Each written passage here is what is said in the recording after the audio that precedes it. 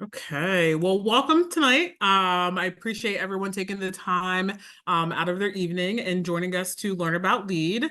So I am President Sierra McNeil, and I appreciate all of you being here tonight. And Joanna, would you like to introduce yourself?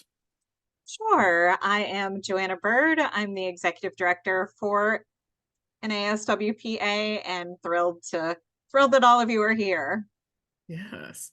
So tonight we're going to be talking about LEAD, and I get very excited talking about LEAD because this is sort of what started my journey in getting more interested in advocacy, and also learning more about policy. So I think I attended my first LEAD was in 2018, and so this is just a really great opportunity for students and workers to attend and sort of have their voice being heard. And so we have the save the date. I think most of you know that March 19th is our in-person lead day. So glad to be back in person, sharing the day with our fellow social workers. And so I'm really, really excited about this year, as well as we have some changes that we will be discussing tonight as well. And so, Joanna, I'm going to hand it over to you from here, and just let me know when you need me to click. Absolutely, will do. Um, all right, so yeah, as we said, this is the 2024 lead kickoff, which gets us started in this whole process. LEAD stands for Legislative Education and Advocacy Day, and it is one of the prime opportunities for social workers to be at the Capitol, to be making our voices heard, to really have that the power of social work, where social work is just kind of echoing through the hallways, or like you see it on the faces, or you hear it from legislators, folks walking around, with like whatever our identifiable feature is, like our bags or our materials, and you just kind of see them all over the hallway. Um, and but let's see, I'm just gonna Sierra, can you mute anyone else who, for at least for the time being? Oh, I not don't. clicking over yet. Sorry, I was trying to mute, but I don't have host ability, so you would have to give me host ability. Okay, so Please make I'll take care of sure, that. yep, please make sure that we have our mics muted. Mhm. All right, thank you. Um, and you're right, I do have host ability, so I will take care of that on my end as needed. So there's two main reasons why we as an organization with NASW do LEAD. One of them is to help advance NASW's legislative and policy agenda. There every year, things that have passed, like title protection, BSW licensure, practice protection, adding diagnosis to the scope of practice, so on and so forth, have all been strongly impacted by LEAD and the visits that folks have had with legislators. So there's a big reason for us to want to do it. But the other reason why we do it is because we know that advocacy is such a tremendous part of what we as social workers are expected to do. We have that ethical obligation, to be advocates for social justice, for policy changes that impact our clients, our profession, etc. And yet, there isn't a lot of education about that aspect of things. And then even less so as far as the hands-on experience of where you can get those advocacy related skills. So we really enjoy working with the colleges and universities, and providing that hands-on experience in a way that that makes a difference all around. And that's primarily why we do what we do. Next slide, please. Now, a lot of folks are always curious about what to expect. I put both the positives and the negatives here. You can definitely expect to leave Advocacy Day feeling empowered, feeling like you've made a difference. But the cross side of that is that you will likely have some anxiety about meeting with those elected officials and or their staff for the first time. Um, there's usually an element of like imposter syndrome where you kind of feel like, what do I have to offer in this circumstance?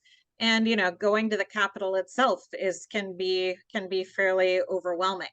The one I put in there is that there's certainly like almost expect to get lost at the Capitol. There's when as you're navigating your way around through appointments, there's definitely some hard spaces to navigate. Um, but yeah, again, you'll come out of it gaining those skills that you can use independently when in your practice in your profession where advocacy really is a necessary skill to have.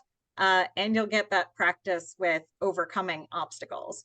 And a lot of that, a lot of the stuff I described, we will try to minimize wherever possible. We're going to provide some, as we'll talk about as we're going through. We're going to try to provide some tools to help with that anxiety. We'll provide the resources to help navigate your way around the Capitol and a lot of those things too. So you can help mitigate those challenges by preparing as much as possible. And we're hoping that, and we'll talk about this as we continue on, but we're hoping that a lot of the trainings that we have, as well as preparing talking points this year, will help alleviate some of this. And I will say, going there as a student was a little bit overwhelming, but once you're in there and you're talking and you're speaking to the reps and you learn that at the end of the day, they're people just like you, it sort of helps with having conversations with them. All right. So now we're going to talk a bit about the lead prep timeline. And so January, so starting in January, we have our kickoff training, which is tonight, to give you a little bit more information about lead and what that is going to look like over the next few months. This is also a time for you to start arranging transportation. I know that some universities are looking at bringing some of their students. So I would say first go to your university and see if they are providing any sort of transportation. And then if not, I think sort of looking out to see if there's people who are willing to carpool. I know that my agency, we're looking at carpooling and providing transportation for students who are in my student training program. So sometimes just going back and looking at your university, and then also talking to other people who may offer some carpooling as well. Again, please make sure our microphones are muted. Thank you. And then so for February, so this is where we will have registration open. So begin to look for some emails as well as on social media where we are looking at registering for LEAD. I would also suggest attending the trainings because these are very helpful. I don't know if anyone or if you all have attended some of the trainings in the past, but they're really helpful in understanding the bills that we're focusing on, as well as how to prepare yourself for what LEAD is going to look like. So I would encourage you to attend those meetings, or sorry, those trainings. Yeah. And then talk with, oh, sorry, go ahead, Joanna. Did you have something? Just yeah, in February, that we will have the registration open, so that'll be good. But also, like on there, we have about accessing the lead attendee page. That's where you'll find like the booklet that always has the like the talking points, information about the bill. Like right now, we still have 2023s up, but we'll be processing that over shortly.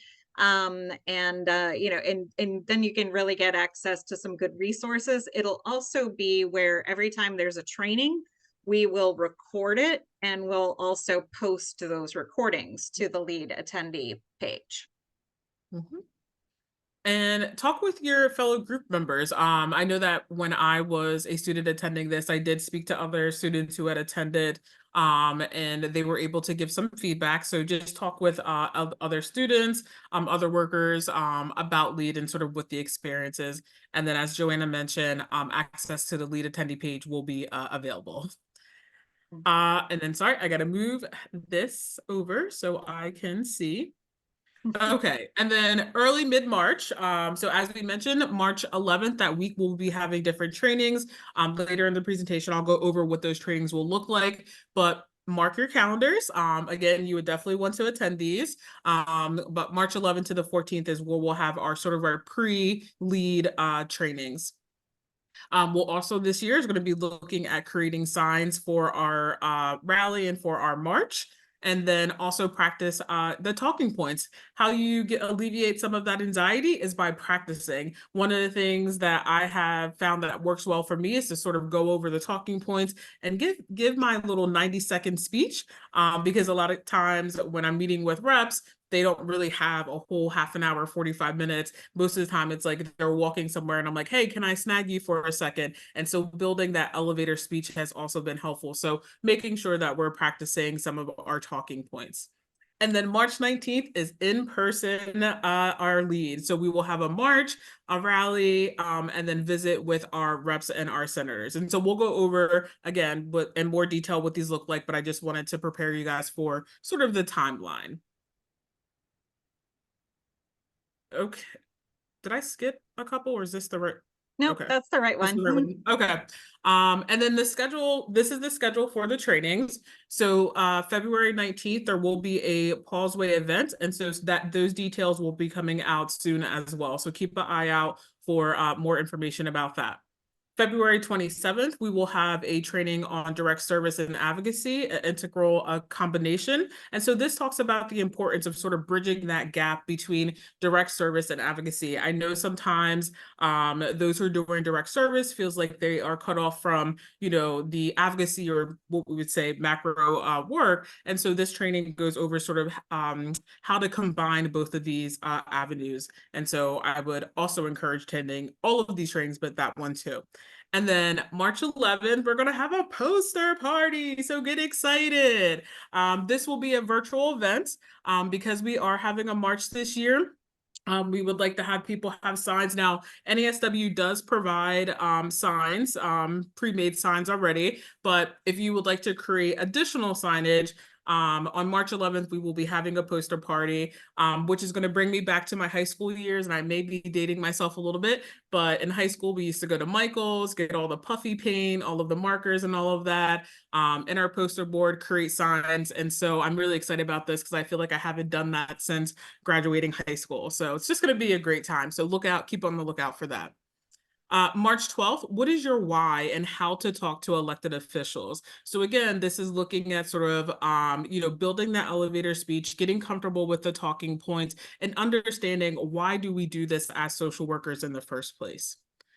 March 13th, we're doing, and 14th are going to be two issue deep dives on the current bills that we're going to be focusing on for LEAD. So March 13th is going to be looking at the Social Work Compact, and then March 14th is going to be looking at minimum wage. So, as I mentioned, we are adding a march this year, and we're very excited about this. We have, Joanna, correct me if I'm wrong, we haven't had a march ever with LEAD.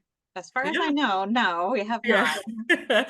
So we are very excited. And I do want to start off by saying that this march is optional, that you do not have to attend this march. But if you would like to, we will be meeting at 10 a.m. at City Island. Sorry. So we'll be meeting 10 a.m. at City Island. So this is where we'll check in, collect any materials that are going to be needed for LEAD. And then around 11 a.m. is when we'll actually take the 1 mile march up to the Capitol. We will have some chants. I am working on some chants that we can say throughout the march. So we're not just, being silent. I want us to be loud. I want us to, I want them to know that social workers are there. I want them to know who we are, why we're there, and focus on the issues that we'll be talking about at LEAD. And then 11:30, it should take us about 25 minutes to do the march. And 11:30, that's where we'll have our normal rally where hopefully we'll get excited from all the speakers that we will have at the rally as well. I'm gonna pipe in just a little bit here to mention that on City Island, one of the reasons why we're starting there, and also one of the reasons, but we do need to we do need to make a couple of confirmations, Mhm. but they do have a couple of very large parking lots and Mhm. garages on City Island. So it should ease the parking situation, which can be very challenging in downtown Harrisburg. Yes. And of course, again, if you're not participating in the march, or if you're faced with accessibility challenges that would make it impossible to, that's some of the things we're getting more details about, and we'll be sorting out. But we do anticipate that folks who are driving in or carpooling should be able to park right there on City Island. Yes. Yep. And for those who are not going to opt out of the march, you can meet us at the steps where the rally is going to be held. And we are outside this year. I know that typically we have been inside, but because this is our first in-person event, sorry, correction, because this is the first time we're back in person for LEAD, there were some regulations with us being inside, and so we did not want to sort of Yeah, pigeonhole limit us how to a many certain. people. Yeah. Exactly how many people we can have at LEAD, and so we are outside this year. So everyone, fingers crossed that we have beautiful weather and the sun just decides to shine on social workers that day. And Joanna, back to you. All right, appointments this year. If you've been to LEAD, well, the past few years have been online, where it's all been on Zoom. But even if you came to our previous in-person LEADs, it's a little bit different, because the appointments were always kind of first, or would be like before the rally. This time they're going to be following the rally. We are still going to be making appointments, but they're going to be, instead of being based on every individual attendee's rep and senator based on like what district you live in. We're going to be dividing it by university and or campus, like we have been the past several years during the Zoom appointments. One thing that's relevant about that is that we definitely need to know who's coming and like what groups are attending, so that we can ensure that we are doing the work to get your appointment set up ahead of time. Ideally, that would be meeting with both a representative and a senator from your area, as we'll talk about in a second. I think it's the next slide, but as we'll talk about in a second, those meetings are going to be on different topics, because we're really focusing on one issue with the House and one issue with the Senate. Um, and indeed, everyone is able to make appointments with the representative of their choice if they contact the rep's office or the senator's office. So if you want to meet specifically with somebody, like with your own rep, and that is not the person that your college or university would be meeting with, you are welcome to make those appointments while you're here. How those will likely go, kind of like Sierra was saying, they usually don't have a ton of time. So we want to make sure that we have our talking points together. We're also want to know what our ask is. So which I will actually get into a little bit. It will somewhat depend on the legislature and where it is with some of these issues moving forward. But I at least can talk about where that is right now. So if you can go to the next slide. Yep.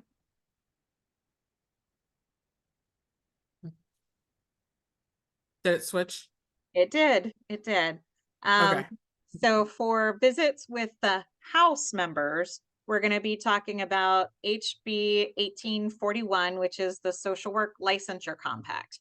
That is a bill that we are working on getting passed in Pennsylvania, but also that is a national issue that will create a compact where if you are a licensed social worker and you know, participate in a compact in any state that has passed the compact, and you've signed on to join the compact, then you would be able to practice in any of the states that fall under the compact. This is a way of solving portability, license portability. You know, that how you know, somebody it came up initially in part because of military families, and folks who would, you know, frequently move, and they would have to restart the licensing process every time that they moved. It's even more significant now with the prevalence of online therapy, that you know, you might be a therapist in Pennsylvania, but your clients could literally be from anywhere in the country. And as it would sit right now, you would have to go through and get licensed in all of those different states.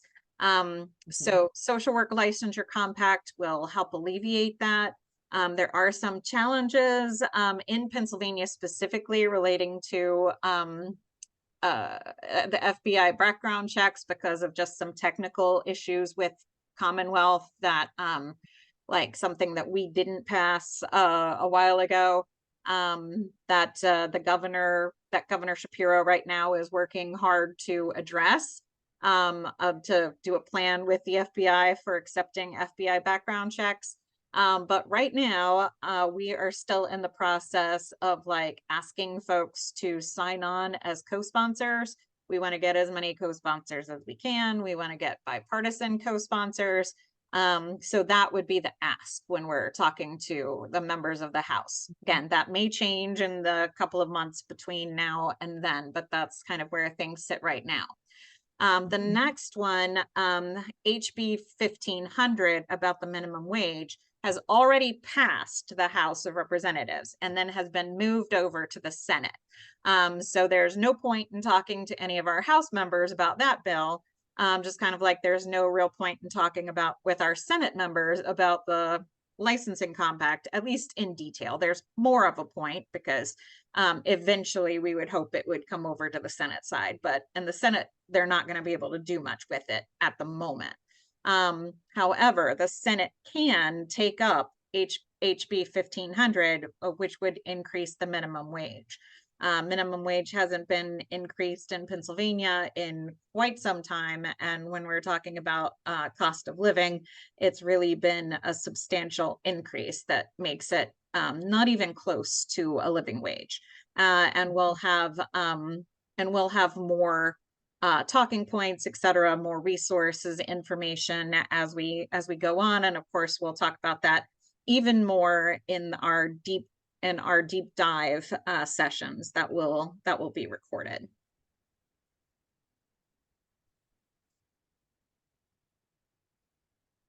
All right, so some of the frequently asked questions. One is like, can I talk if I'm personally passionate about some other bill or some other issue, can I talk about them, or am I limited to only discussing the issues that were on the previous screen? The answer to that is that when you're there for your lead visit with you know, and kind of representing NASW, we would ask that you keep to the agenda, to the scheduled bills. However, if you do have those other issues that you really want to talk about, we just ask that you make a clarifying statement in the middle, something along the lines of like, this is my issue, like I'm only speaking for myself at this point, but if now that I have a chance, I would really like to talk to you about X.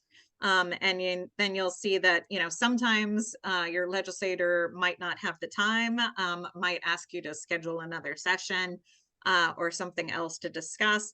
But frequently they may have the opportunity to at least hear what you have to say. But do clarify between when you're talking on behalf of NASW and when you're talking on behalf of yourself only. The next question is, we went through the trainings and all of the dates. What happens if you can't go to them? What happens if you can't go to any of them because you have class scheduled, et cetera, et cetera.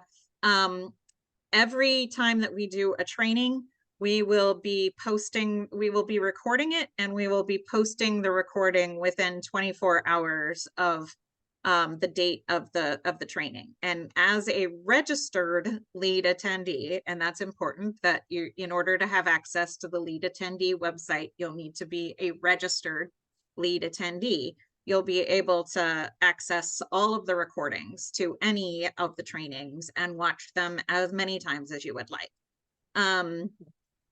The question, registration will open soon. Payment is always a question.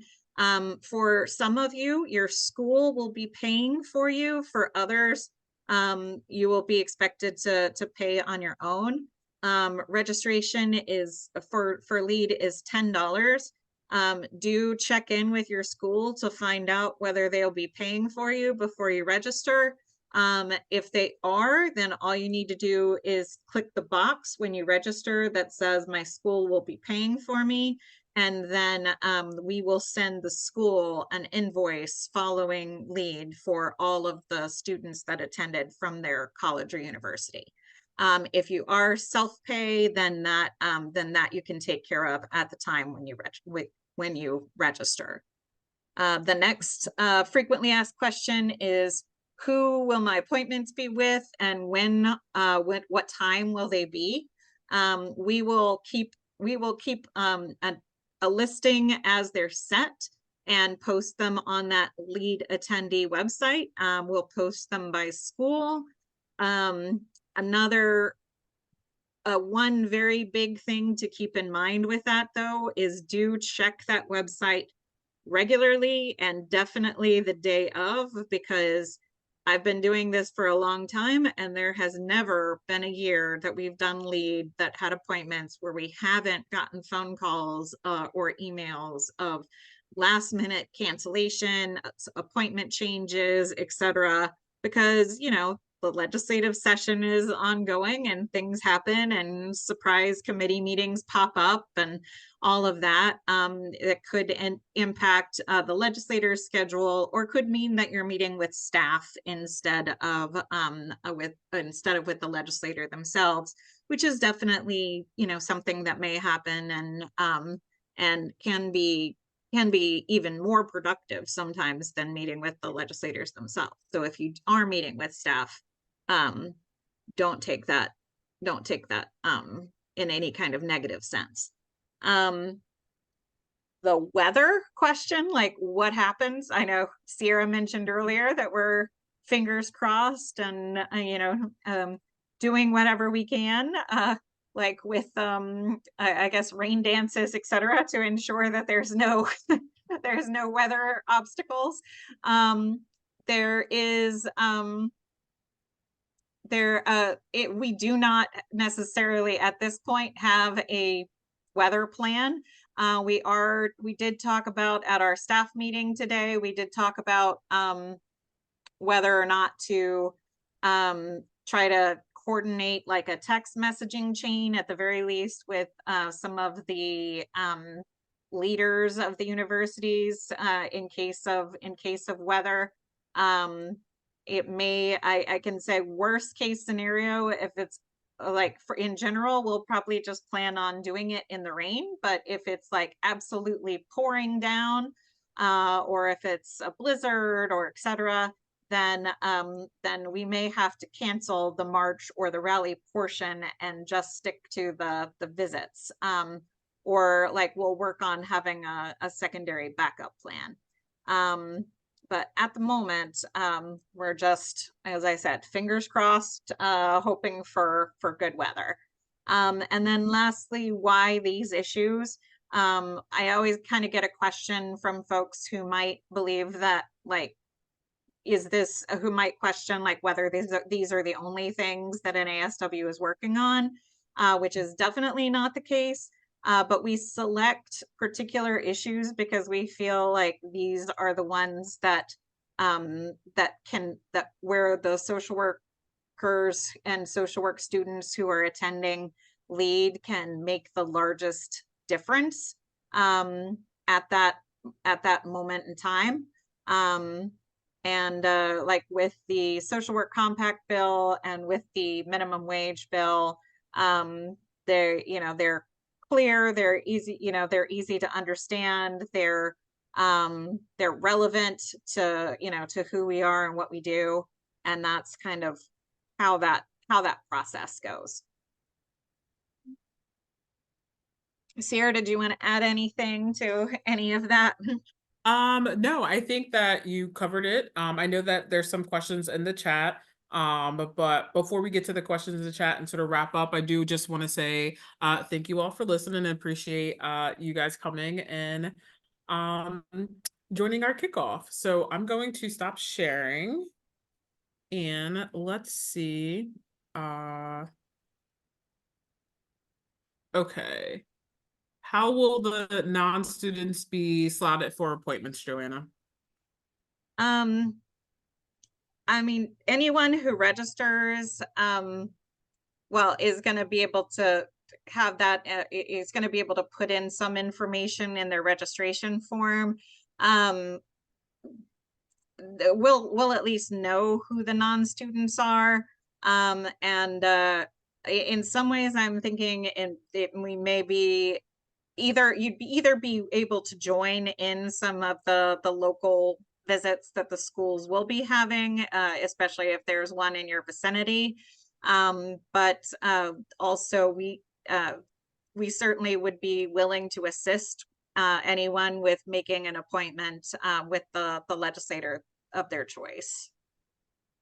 But we won't necessarily be doing anything automatically. So if you are a non-student who's attending, definitely reach out to us and, and based on your comfort level, whether you feel okay with reaching out to the offices yourself to make an appointment, or if you require some assistance in that area, we're certainly willing to help.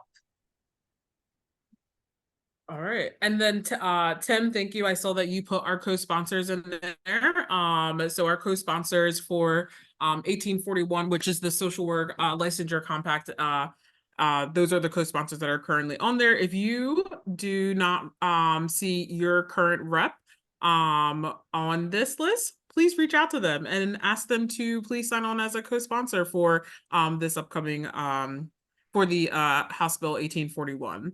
And the other one was a direct message, so I'm not going to talk about that one. But do we have any other questions or comments? I would say if you are not following NASW on social media platforms, if you can please start following us on some of the social media platforms. So we are on Facebook, we are on Instagram, and we are officially on LinkedIn. So that is up and running. So we will be sending information out via emails as well as having some information on our social medias. So please be on a lookout for the updates that about LEAD and some of our trainings. And yeah, Joanna, do you have anything else to add? I will just raise up in the chat what Tim added. Tim Sipe is both a professor at Kutztown and is our current legislative committee chair and a former legislator. And he put in the chat a good acronym for meeting with your legislator is HAT, homework, ask, and thank you. Like doing some homework in advance so you're familiar with the issues and why they're important, making a concrete ask, like such as, are you willing to co-sponsor? Are you willing to ask the chair to bring up this bill, etc. And then definitely remember to be gracious and thank the legislators for their work, even if they're somebody that you strongly disagree with. Yes, the thank you is probably the second most important thing. So in the meantime, if any of you have any questions or concerns, please feel free to reach out to myself or Joanna. We'll be happy to assist any of you. So again, thank you all for attending tonight and enjoy the rest of your evening. See ya.